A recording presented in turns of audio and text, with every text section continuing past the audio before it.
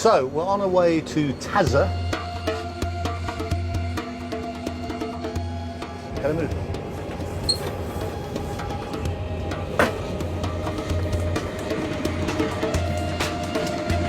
Today I'm travelling 80 miles to Tazza and then on to Oujda, where the original colonial line reached the border with Algeria.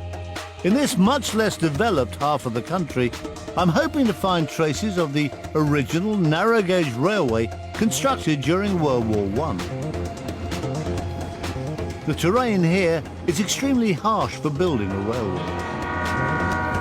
The modern standard gauge line I'm on today has literally dozens of bridges. You can see an old bridge down there. It's amazing that it's still standing, because in the winter that would probably have every chance it should have been washed away, but it's still there. The line also boasts some very old, long tunnels. So I think we're just coming into a very famous tunnel here in Morocco. It's called the Tazza tunnel. Oh, that's it now. There we are. It's one of the longest in Africa. It's over 2,500 metres long. The French used more than 2,000 workers and engineers along this stretch of line. But when you think how long this one tunnel is alone, and it just seems to be going on forever, that isn't actually that many people, because this tunnel will have taken probably several years to build. It must have been tough enough for those 2,000 trained workers. Hard to imagine a small gang of French soldiers doing the same thing a decade earlier. We don't know much about this place except that it's very, very hot. And it's actually called Tazza. Now this may not mean much to anybody else, but most of my mates call me Tarrant. They call me Tazza. So I've got my own town, Tazza Town. The town of Tazza, Tazza Town. Are you all right, Tazza? Tazza is one of the least visited cities in the whole of Morocco. It has an unspoilt, authentic charm. But there's not really a lot to see or do around here, unless you like old railways.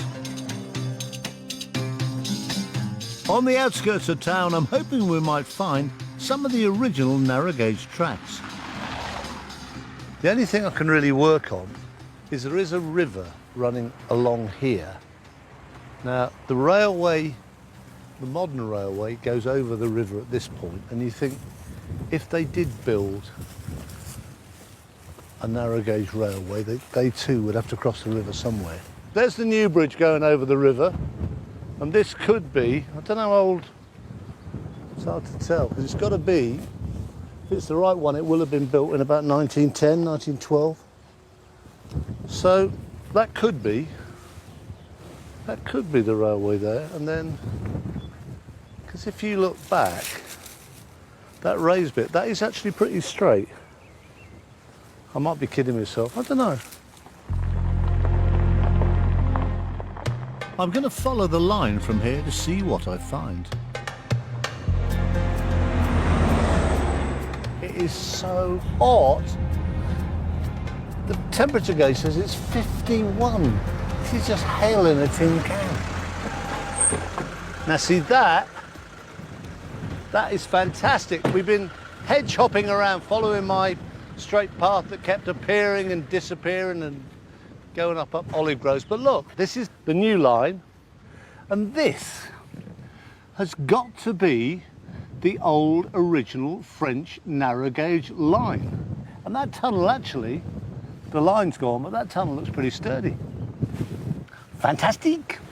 C'est bon, monsieur. Ah oui.